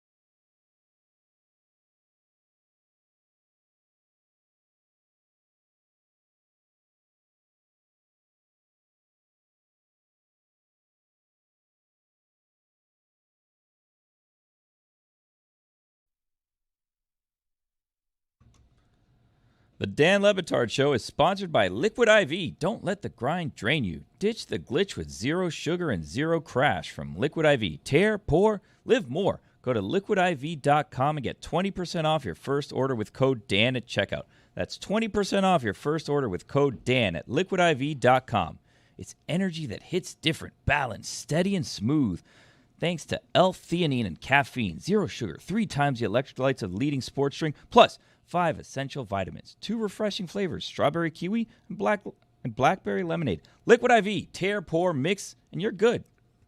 I found encouraging and somewhat hopeful that even though our country is divided in ways that feel just more turbulent than much of anything that I can remember in my lifetime, that what happened with Jimmy Kimmel seemed to land on a core principle for Americans that didn't exactly create as much debate as it did outrage. And given how skewed things politically are, I was encouraged, because there are all manner of horrors happening all over the globe, that many Americans were indignant as Americans that that would happen to Jimmy Kimmel, and that somebody wouldn't stand up to power when faced with something that didn't feel like it had a lot of precedent. So late night television last night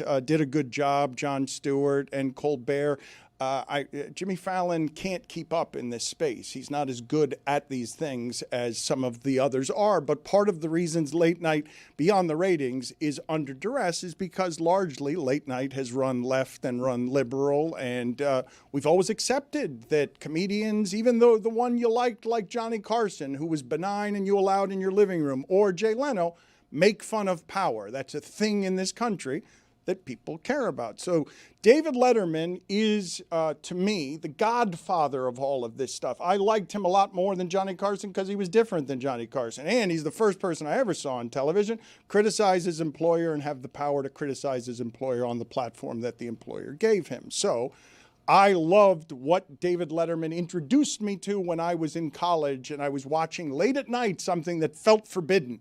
I couldn't believe what it is that I was seeing. So Letterman was asked about what happened here with Jimmy Kimmel when he was on a panel, and he had a couple of things to say about it. And keep in mind, a lot of people are still running scared. They don't know what to say, because when you see that happen to Jimmy Kimmel, you no longer know where the lines are. You can't see that happen with Jimmy Kimmel and think you're living in the same time that you lived in moments ago, because what that was benign compared to other criticisms I've seen from Jimmy Kimmel and others. I'm also not really willing to entertain talking about government censorship as if it's a thing that is going to happen when it just happened. We're there, we're here. The alarm bells that were sounded months ago, it's led up to this. It was all forecasted. You see the FCC chair who wrote Project 25 reveling in it. You're here. I did find interesting, though, that Americans, whatever their political leanings, if we polled them right now, they would identify it as censorship and would object in this country to the idea of censorship. I told you yesterday that coming from communism, I had my family, all they got in Cuba was a government newspaper that they knew was lying to them, that they knew that it was propaganda, and I'm not comfortable seeing this happen right now in America. And if I may, I'm totally fine with ABC if their executives got together and said, we need to suspend Jimmy Kimmel. I think there's confusion as to what he actually said, but that's on him for opening the door. It's a sensitive time. It's open to interpretation. And if they heard from affiliates and if this was all on the up and up and they decided to pull him, there are absolutely consequences for things that you say. The problem here is the very clear government interference for many people. That feels un-American, and there is still more reporting to be done on this, because I'm seeing reporting and I don't know what's true anymore, and this is part of what's happening with the media and the information where you just don't know what's true sometimes. I'm seeing reports that Kimmel was asked to apologize to Kirk's family and a variety of things. And I just want to see more reporting so I can find out what is true here. But I want to get this sound from Letterman because he's the first one I ever saw have a freedom as a court jester that I didn't think the court jesters had. Tell us what you think about what happened last night to Jimmy Kimmel. Well, this is misery. And in the world of somebody who is an authoritarian, maybe a dictatorship, sooner or later everyone is going to be touched.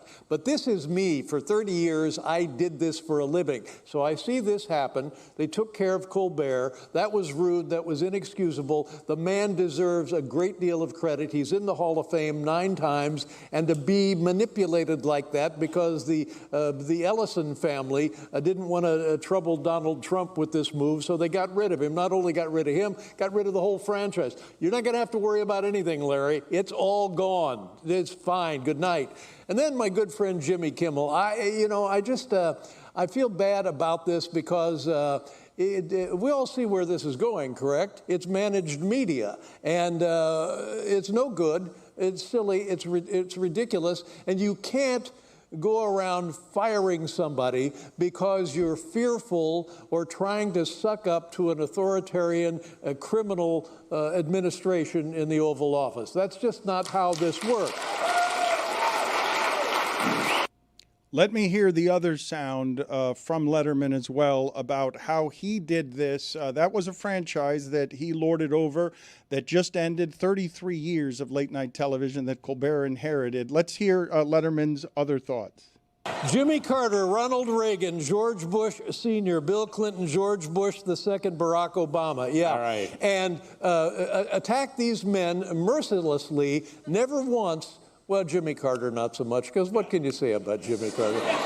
He was just a sweet guy. But everybody else, we really went to work on. And I can remember Bill Clinton we really went to work on. And then it was like, whoa, this is a gift. What are we going to do? Bill Clinton, he's out of office after 8 years of Bill Clinton. And then George Bush came along, and it was easy motoring after that. But the point is, beating up on these people, rightly or wrongly, accurately or perhaps inaccurately, in the name of comedy, not once were we squeezed by anyone from any governmental agency, let alone the dreaded FCC. So yesterday I was talking about the dangers in weaponizing federal institutions to do things like censor. And one of the things I said by going after the head of Disney is get off your knees and stand for something. If you have power, and money, use power and money. But the thing I wanted to ask you guys is, if you're in the position of running Disney and the argument from the leader of Disney is, I got to protect the company and I got to protect the money. That's my job. I'm asking you to go outside of your job and have some conviction beyond the felonious ones than the President of the United States has on the resume in terms of conviction. I'm requesting something of you that isn't technically part of the job, right? The job is to protect the money, yes? Like, even that the money is more important than freedom, correct? The business, the job as he has it, and this is his identity. Bob Iger, there were reports he was going to run for president of the United States, that he got so popular and got so strong and was so benign as a public figure. Is it an unfair request for me to say, get off your knees and stand for something? But they need that NFL merger to go through. There's an antitrust situation here that the Department of Justice needs to take a little look-see at. So if you're Bob Iger and you're getting pressure from the FCC knowing that you got this other merger going on, what do? They're all exposed, and that's because what was in the 1970s where there were 90 media companies and it was spread across many different, you basically have 5 people, 5 companies, 5 entities owning all of media now. But I'm asking you guys, what is the job and responsibility of the person running Disney in this circumstance when the affiliates are coming after a treasured employee, an employee to protect their mergers? To protect everything, to protect all of the money. Like, obviously, this is all a follow the money situation, and you just mentioned that's a giant merger. Disney has been in trouble here for a while because they have not been able quite to keep up with the changes. Disney is in a worse position than it has been, but getting the NFL and giving the NFL 10% of ESPN is a move of both smart and desperate. Yeah, it's a difficult position that Bob Iger's in. I think we'd all concede that, and we'd all like for him to do the right thing. I used to work for Disney and not crazy about ESPN. It's an impossible situation that they are, and I'd say it's BS that the onus to uphold the First Amendment is on them and not the federal government.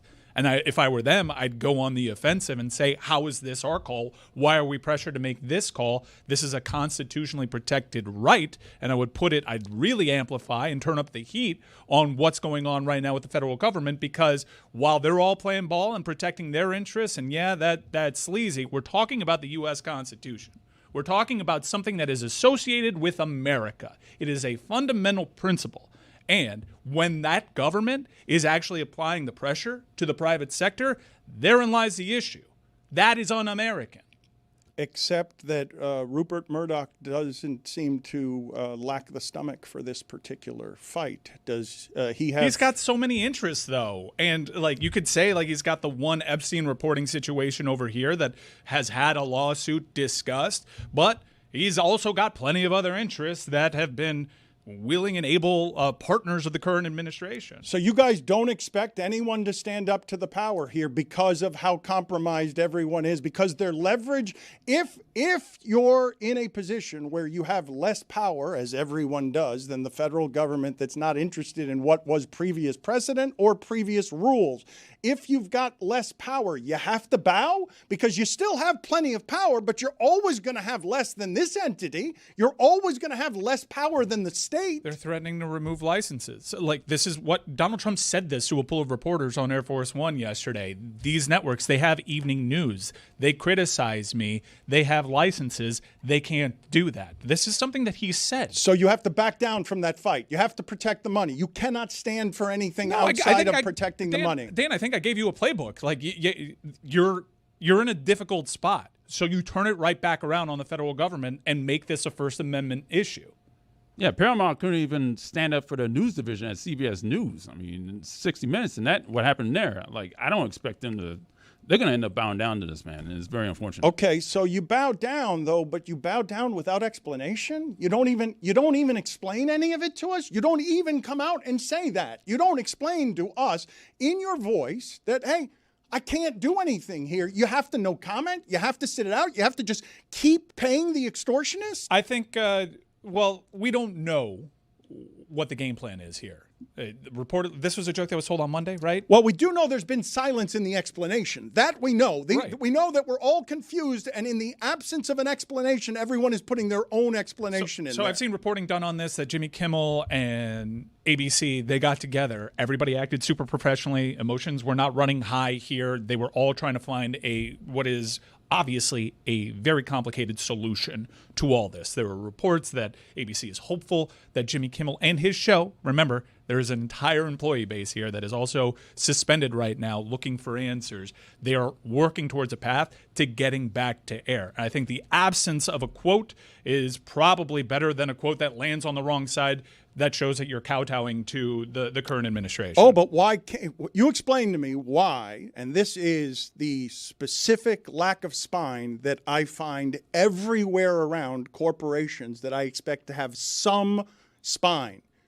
Can you not come out and say, Jimmy Kimmel has been suspended indefinitely, but it's not because of anything that he said. It's because we're under duress from the federal government on our licenses, and we've suspended him indefinitely to protect him and this show and our merger. Can you be honest? Can instead of no commenting and hiding in the shadows and making it look like you're doing the weakest possible thing, can you offer us something in the way of an explanation, or you just have to hide from the bully?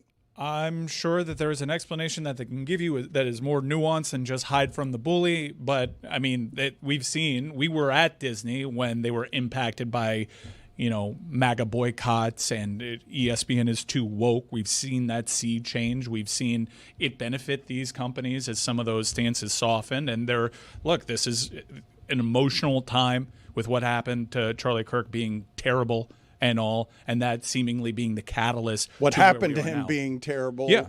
And also, you have to be careful about how you're saying that some of what he said, much of what he said, was also terrible, because posthumously he leaves. He's more useful. He is more useful to MAGA this way. I mean, it's proven to be a catalyst to go in a certain direction that was forecasted in Project 25.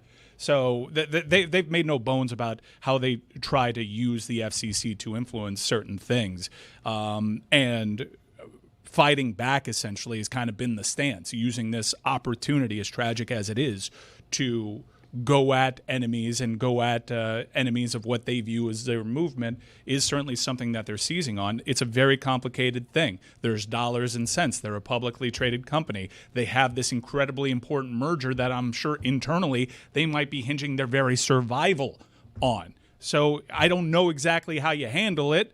I know how I think I would handle it, but I don't have all the data available to me. The problem here is that they're facing this crossroads. The problem is that they have to weigh, what does it mean if we try to protect our First Amendment rights? What does this mean for our merger? Because we know if we come out harshly on one side, we're not going to get this merger cleared because they're going to hold that against us. Therein lies the issue. Everyone understands the tricky position that they're in, and they shouldn't be in this tricky position because the FCC and the DOJ shouldn't be weaponized the way that they are. Tone, I will calm down. Agreed, but I just would like somebody, if you're not going to fight publicly, at the very least, how about you whimper some form of your truth instead of just being quiet because you don't want, in these emotional times, to fall on the wrong side of anybody. I'll push back there. People aren't being quiet. Did you watch what happened on late night?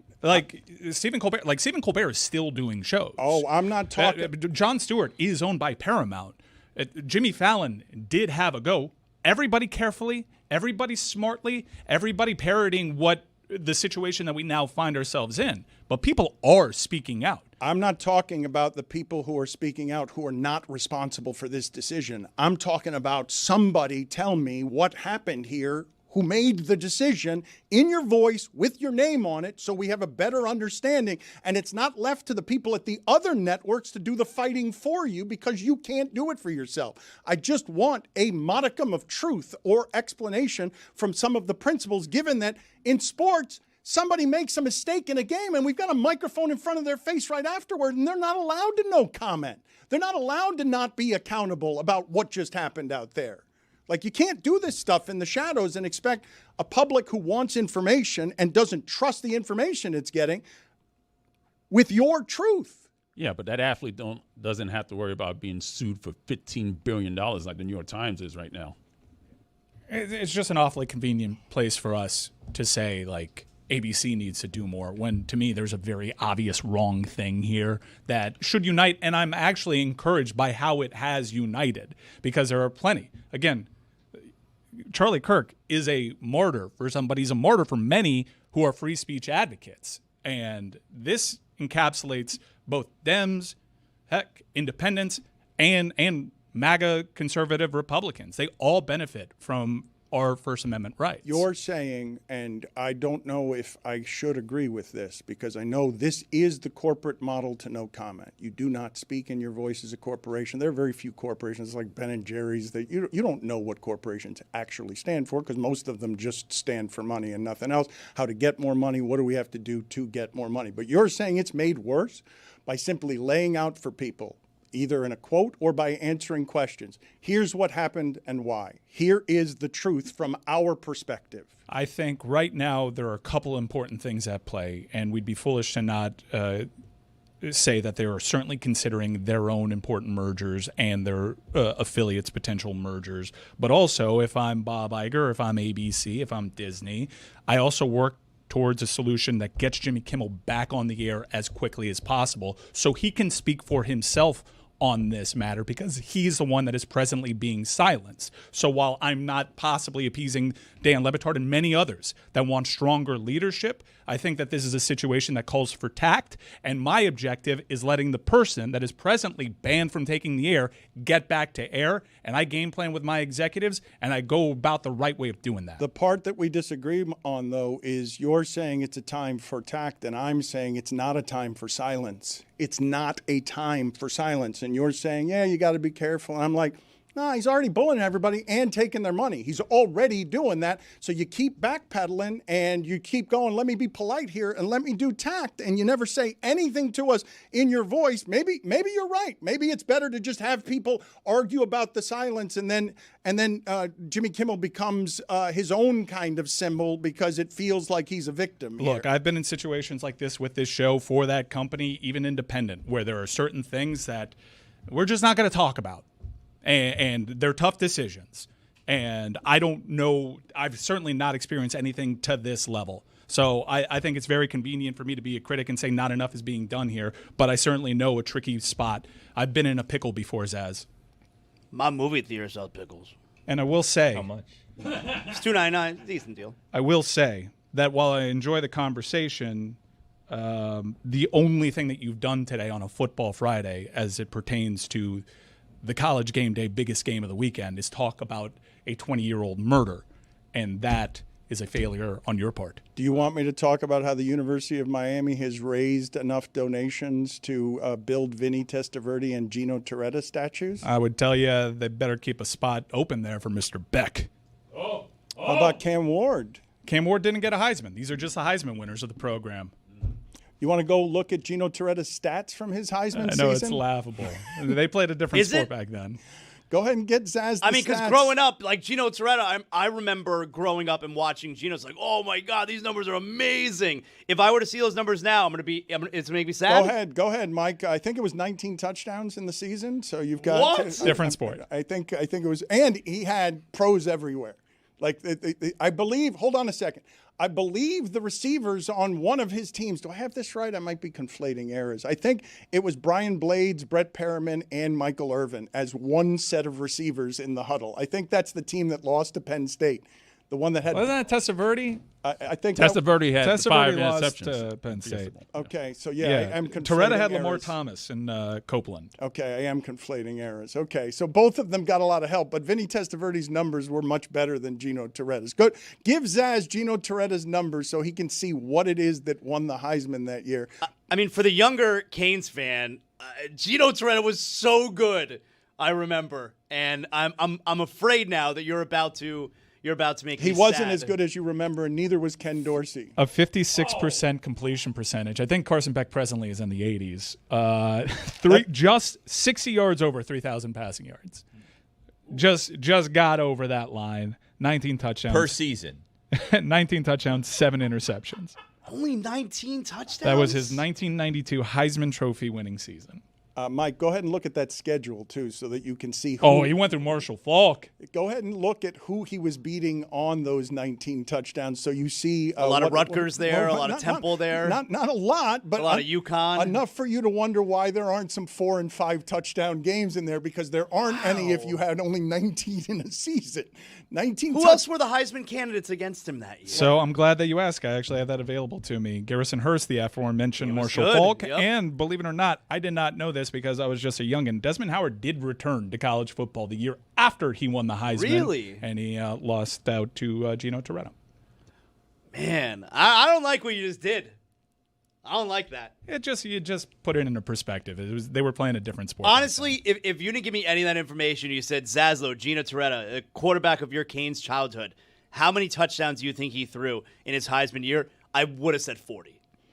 I sent Mike Ryan a text the other day because he was making fun of me for saying that Rex Grossman dragged those Chicago Bears to the Super Bowl, that compared Troy Aikman's best season and Rex Grossman's best season, and they were basically the same because of how different the sport became, where Troy Aikman, whatever you remember or think of Troy Aikman. I mean, what, did he throw over 20 touchdowns once, maybe? One time. This one season, he had a Rex Grossman season where he had 23 touchdowns. And that was the best season that Troy Aikman got ever Michael had. Irvin, Alvin Harper. I did appreciate the stroll down memory lane, but again, we've talked about something that happened 20 years ago and now 30 years ago when Miami has its best team in 20 years playing Saturday night against a hated rival. College Game Day has decided this is the story they want to tell, and the most impactful transaction in South Florida sports history is going to be out there on that stage. I'm making a moment. broadcasting from the stadium tomorrow. You're going to be broadcasting early. The gates open at 2:30. I know, I don't think you're going to be setting up a scene there. The scene's going to be on campus, where Matthew Tkachuk and Pat McAfee will undoubtedly do something that goes viral. Because now that you don't have a mascot head, it's basically all about who's going to be the guest picker and can they make a moment. I trust Matthew Tkachuk in this spot.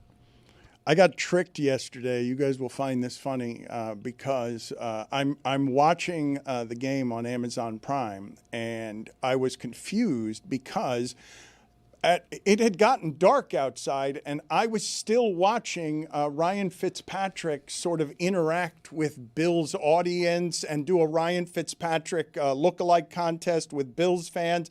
And I didn't realize that because I was streaming it, Amazon had taken me to the beginning of the broadcast when I was expecting. So I didn't realize. Midway through the second quarter, you fast forward. I wasn't paying attention. When's this game starting? That's what happened. It was dark. Weather delay? It was dark outside, and I'm like, why are they still doing wacky things with the fans when I feel like the game should have started by now? And it's just because I went to the broadcast and I hit play, and it just took me to the beginning of the broadcast, even though they were already an hour into the broadcast. The game last night, Amazon is doing an amazing job with all of this. For all the criticism Al Michaels got for feeling or sounding bored in his 80s, it still sounds and looks huge, and I really am amazed that no one has much of any complaints on this transition to Amazon Prime and streaming. They are doing a broadcast that is giant, and they're doing it without complaints or mistakes that I'm seeing. So, murder 20 years ago, team of 30 years ago, back to last night's game. I don't preview games. We still don't know why Zaz was sad that the Dolphins were tied. And he's refusing to tell us because he forgot. Oh, that's right. Yeah, he forgot You'll again. find Are you it. okay? You want to go to a neurologist or something? Like I what's said, it's happening been here? people lose their train of thought sometimes. How do you go to a I'm neurologist? worried about you. I'm worried about you. I'm saying this as a listen, friend. Listen, you don't even, all of this right here, this doesn't need your concern. Okay. Dan, you don't preview games. You weren't exactly previewing Buffalo, Miami, but you talk plenty Miami entering that big game. There's plenty state of the program stuff that you can do with the University of Florida, which seems to have their own Waterloo situation, and the University of Miami that has about 80 blue chips in attendance for this and 11 of the top 20 wide receiver prospects as things are a-clicking for Mario Cristobal in year 4. Or I could talk about Indiana, Illinois, and I don't believe that you guys would want to do that because it's a preview. Name a player. Name a player in either of those two programs. Name a player. Name a player. That's right. We turn our attention to DJ Lagway and the disastrous Florida Gator program. 4 of those 5 interceptions that DJ Lagway threw against LSU were with good protection. He seems broken. He seems heavy. He seems like he doesn't trust his body. He seems hurt.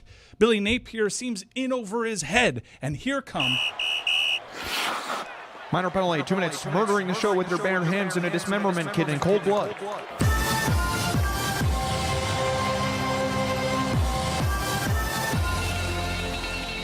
In case anyone's wondering, Mike is very much still alive. Someone investigates the murdering of the show. Can't be like that story you were talking about before where they just knocked on the door and thought that guy was dead. Mike's alive. I saw him. Yeah. Everyone knows if you're looking for someone, you can't find them. They're dead. It's crazy, right? It's a little odd. Like, has anyone checked on Chris Cody? He's not here today. Must be. Damn. I wonder if anyone told his wife. Florida football is going to swallow Billy Napier right now? Like, did that line stay where it is that it started at 7.5? Looks like it's 9.5 right now. So a lot of people thought that the Bills-Dolphins line was going to go up above 12.5, and the money went the other way because the NFL is going to NFL, and then all of a sudden the line at the start of the game became 11.5 points. Someone said that was free money last night. I don't know who. Yes, you were wrong about that. You also have said, though, that Miami over the Gators is free money, and that went from 7.5 to 9.5. Well, so I would probably be right about that then. The money is telling us that. It seems weird, right? So you tell me what you made, Zazzlo, as a college football expert. Yeah. What did you make of the Florida LSU game where Florida's defense is good? Florida's defense is Very good. Obviously good. Very good. Florida's defense, couldn't overcome 5 turnovers, but if you're on the road at night at LSU, Tough place to play. But that game shouldn't be close if your quarterback, like if you would. I don't know how good LSU is. I really don't, because I don't know how. I'm doing some transitive theory here, but I don't know how good Clemson is. And LSU barely got past a Clemson team that, of course, lost this past week, and the week before that barely got by Troy. So I don't know how good LSU is. I feel like they should have been they should have won that game by more than the 10 points. Man, I think the Canes are going to take it to them tomorrow night. I think it's going to be really ugly for DJ Lagway. He might stink. I don't know. He might stink. I think it's going to be ugly for Lagway. I think it's going to be ugly for the Gators. I think tomorrow's going to be a lot of fun for the Canes fan. You've been mentioning that, and yet I am confused by the way that Florida was able to, whether LSU is good or not, 5 turnovers on the road, that is not something that should result in the opposing team only scoring 20 points. Right. But your quarterback throwing 5 interceptions. It's not just 5 interceptions, because when the hell do you see that anymore? The only guy who does that in the pros is Trey Lance. I guess Jared Goff did it once, but it doesn't happen very often that you see 5 interceptions. But it wasn't just 5 interceptions. It was 5 interceptions where you weren't asking LSU to make a play. Those were 5 super easy interceptions because he was making very bad decisions with fluttering butterfly balls. Yep, throwing off of his back foot, too. And, we're talking double and triple coverage. Hell, at the end of the first half, I think the game was still tied late in the first half. And it was literally just, don't turn the ball over here. And he threw an interception at the end of the first half, which I think LSU then capitalized the field goal on. Just really terrible decisions, yeah. Are you excited about something more than that game this weekend? Well, WrestlePalooza tomorrow night. Come on now, Mike. You know what I'm talking about? But no, Gators and Canes I'm most excited about. I think just all day it's going to be. I'm going to be there all day. I might have to go to sleep a little bit early tonight, Dan, because I want to make sure I have my energy tomorrow, because I'm broadcasting 10 a.m. to 1 p.m. tomorrow, right there, Fan Zone at Hard Rock Stadium. Now, granted, the gates are not going to be open Yeah, yet. how can you call it a fan zone with no fans? Yeah, granted, I can't control what time my show is on ESPN Radio and what time the game is, all right? But we're going to be broadcasting probably no one inside the stadium grounds because they don't open until after we get done. But we do a live digital show before the game. There'll be a lot of people for that. So I hope people come and see us. We're going to be at Fan Zone. Big Airstream studio. You'll be able to see us. I'm very much looking forward to it. But can they get to you? It sounds like Fan Zone when the gates open. Yeah, but are there going to be people there at the time that you for were the there? 6 o'clock show? For the digital show. That's where you could see this face, all right? I'm going to be on camera. I love that Punham. Thanks, man. I appreciate it. You got a good puss. There's a good puss right here. Yes, I'll be on camera for that. People will all be around me. We're going to do man on the street stuff, too, walking around throughout the day also. That you're going to be gathering while no one is there in the parking lot. No, people are going to get in when they get in, and we're going to do stuff, all right? Well, if you want to get into the gates for a big NFL game or perhaps that game that we're talking about right there, you only have one option as far as I'm concerned to take the guesswork out of buying NFL tickets. You do so by downloading the Game Time app. You create an account and you use code Dan on your first purchase and you get $20 off. Terms apply. Swipe, tap, ticket, go.